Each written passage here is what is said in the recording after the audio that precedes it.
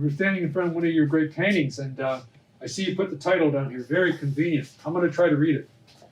Los Dilemas del Barrio Millvill. Millville. Does that mean the neighborhood? Millvill. Barrio Millvill was named after Mill Street on the ice plant, Fremont, 17th and 18th Street, the railroad tracks. That was our neighborhood. All railroad workers. Oh, okay. And the thing is, a lot of people don't know this. This red line is actually the western border of Arizona. So it was my way of separating this scene from this scene. Because originally what happened, the painting was actually 11 feet long, original. And then the curators at the National Museum of Mexican Art in Chicago, who commissioned me to do this piece, said it was too long.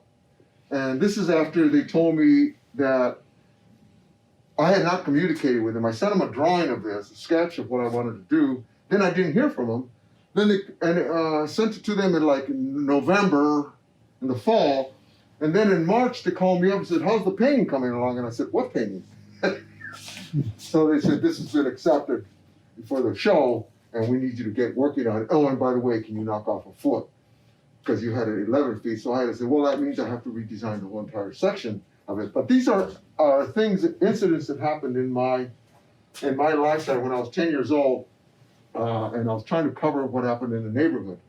And the irony is, this is me here, and this is my friend George, and this is Tommy, and this is me here inside a Remolino, a dust devil.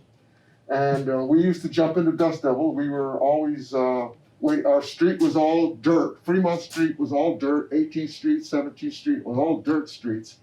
So whenever a dust devil would come in the summer, we'd jump into it. And this one time, the dust devil was coming from 22nd Street, and it was really big, and it was picking up boxes. I noticed the boxes flying around and tumbleweeds and stuff.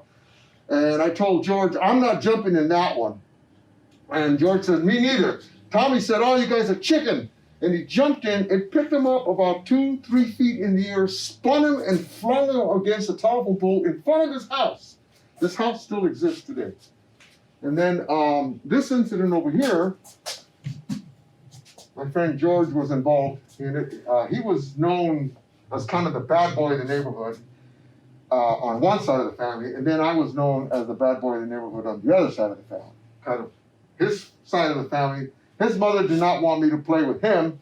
My mother did not want me to play with George, and his mother didn't want him to play with me. So this is my mother here, and she knew who did it. So right away, she gathered all the ladies in the neighborhood, and they all started grabbing their clothes, because George had flung all their clothes on the telephone wires. And the reason for doing that is because George all the women were all gossiping about him all the time, that he was a bad boy, he's gonna end up in prison, and then on the other side, it was me that was gonna end up in prison. The irony of all that is we both ended up being educators. He became a high school teacher, I became a high school teacher and a university professor. So the police came and questioned me, who did it? I kind of knew who did it, but I didn't say anything. I don't know who did it. The detectives came, 2 detectives came in an unmarked police car, and my mom pointed out, take Georgie, and they took Georgie to the Dairy Queen and bought him a banana split. And then he confessed that he did it. Oh. Because we could never get a banana split at the Dairy Queen, it was too expensive. So he got it, he was eating his banana split and sitting in the detective's unmarked car eating his banana split, and he's showing it to me, and I'm like, whoa, you got a banana split! I almost felt like confessing at that point. And then this happened on 18th Street. It was a complex of apartments. And of course, anytime there was a siren in our neighborhood, everybody ran to go see what was going on. And of course, the entire neighborhood shows up, the firemen show up, the smoke billowing out of this lady's apartment, and they broke the door down and went in, the smoke's coming out, and the guy comes out with a pot of burned beans. And of course, the woman, everybody, and people were trying to stifle their laughs because they knew it was a bad thing that happened. They almost had a bad fire.